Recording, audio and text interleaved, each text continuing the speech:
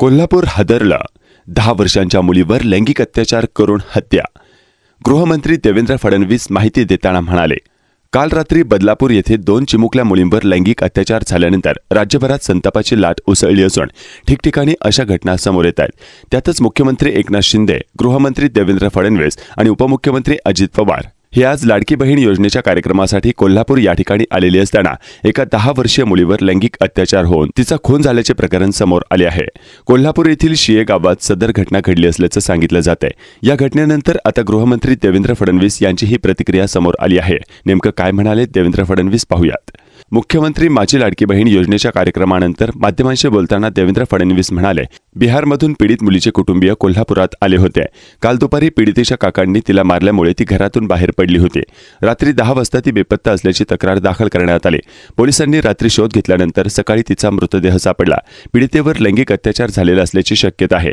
पोलिसांनी तत्काळ कारवाई सुरू केली असून काही संशयितांना पकडलं आहे। त्यांची चौकशी सुरू आहे। कुठल्याही परिस्थितीत या घटनेच्या तळाशी जाऊन आरोपींना कठोर शिक्षा दिली जाईल। तसेच पीडित बिहारच्या कुटुंबियांनाही मदत दिली जाईल। विरोधकांकडून सरकारला बदनाम करण्याचे षडयंत्र राज्यभरात महिलांवर अत्याचार होत असल्याच्या घटना घडत असताना सरकारकडून लाडकी बहीण योजनेचे कार्यक्रम होत आहेत, असा प्रश्न यावेळी मुख्यमंत्री आणि उपमुख्यमंत्री यांना विचारण्यात आला। यावेळी मुख्यमंत्री एकनाथ शिंदे यांनी त्याचे उत्तर दिले। ते म्हणाले, आम्ही लाडक्या बहिणींना आधार देण्याचा कार्यक्रम घेत आहोत, पण विरोधकांना ही योजनाच रुचलेली नाही। त्यामुळे या योजनेला कसा खोडा घालायचा याबद्दल त्यांचे सातत्याने प्रयत्न सुरू आहेत। बदलापूर येथे आंदोलनाची पार्श्वभूमी पाहिली असता स्वयंस्फूर्तीने सुरू झालेल्या आंदोलनात माझी लाडकी बहीण योजनेचे बॅनर आले कुठून, असा प्रश्न त्यांनी उपस्थित केला होता। आमच्या योजनेला बदनाम करण्यासाठी 7 ते 8 तास रेल्वे रोको करणे योग्य आहे का? मी 2 महिन्यात बलात्काराच्या आरोपीला फाशीची शिक्षा झाली असे म्हणालो होतो।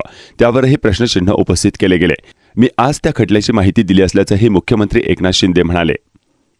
बिहारमधनं हे कुटुंब या ठिकाणी आलेलं आहे आणि काल दुपारी त्या पीडितेच्या काकांनी तिला मारल्यामुळे ती बाहेर पडली आणि मग रात्री 10 वाजता पोलीस स्टेशनला तक्रार आली की ती पोरगी सापडत नाही आणि मग पोलिसांनी रात्री शोध घेतला तर सकाळी तिचा मृतदेह सापडलेला आहे आणि संशय आहे की लैंगिक अत्याचार देखील झालेला असण्याची शक्यता त्या ठिकाणी आहे। त्या संदर्भात पोलिसांनी तात्काळ कारवाई सुरू केली आहे। काही संशयितांना त्या ठिकाणी पकडलेलं आहे आणि त्यांची चौकशी चाललेली आहे। कुठल्याही परिस्थितीत या संपूर्ण घटनेच्या तळाशी जाऊन जो काही त्या ठिकाणी आरोपी असतील त्या आरोपींना कठोरतम शिक्षा केली जाईल आणि हा जो काही बिहारचा परिवार आहे त्या परिवारालाही योग्य ती मदत केली जाईल। शिरोली MIDC हद्दीमधील हे घटनास्थळ आहे। शिरोली MIDC या हद्दीमध्ये जे आपण सध्या उभा आहोत हे रामनगर या ठिकाणी एक बिहारमधून साधारण 3 वर्षापूर्वी स्थलांतरित झालेलं कुटुंब राहतं। गुड्डू सिंग अग्रहरी असं त्या कुटुंब प्रमुखाचं नाव आहे। गुड्डू सिंग आणि त्यांची पत्नी हे शिरोली MIDC मध्ये दोघंही लेबर म्हणून काम करतात कंपनीमध्ये आणि त्यांच्या मेवणा हा त्यांच्या घरी असतो, म्हणजे त्याचे जे मुलं आहे त्यांचा मामा। तर काल सकाळी 8 वाजता दोघंही नवरा बायको हे त्यांच्या कंपनीमध्ये काम करण्यासाठी गेले, साधारण 7:30-8 वाजता सकाळी जेवण करून। आणि त्यांना 5 मुलं आहेत। जे गुड्डू सिंग आहेत त्यांना 3 मुली आणि 2 मुलं। तर संध्याकाळी त्यांची पत्नी 6:30 वाजता घरी आली आणि तिचे पती म्हणजे गुड्डू सिंग हे संध्याकाळी साधारण 8:20 ते 8:30 वाजता रात्री घरी आले। कंपनीत कामाला जाताना मुलीच्या मामाला मुलींकडे लक्ष ठेवण्यासाठी त्यांनी सांगितलेलं होतं आणि त्या मुली काही शाळेमध्ये वगैरे जात नाही, त्यांचे जे अपत्य आहेत 5। तर दुपारी साधारण 1:30च्या सुमारास या शिवानी जी मुलगी काल मिसिंग झाली होती तिला जेवण करून दिल्यानंतर ती मोबाईल खेळत होती त्या मामाचा दिलेला। त्यानंतर मामा झोपी गेला आणि साधारण 1:30 ते 2च्या दरम्यान ती घराबाहेर पडली। त्यानंतर तिचे आईवडील हे संध्याकाळी कंपनीतून परत आल्यानंतर आईने आणि वडिलांनी मुलगी कुठं गेली विचारलं मामाला, तर ती दुपारी गेली बाहेर असं त्यांना सांगितलं। त्यानंतर साधारण 8:30 ते 9:30च्या दरम्यान त्यांनी आसपास परिसरामध्ये शोध घेतला की सदर मुलगी कुठं खेळण्यासाठी गेली असेल नेहमीच्या ठिकाणी, परंतु त्या ठिकाणी देखील ती आढळली नाही।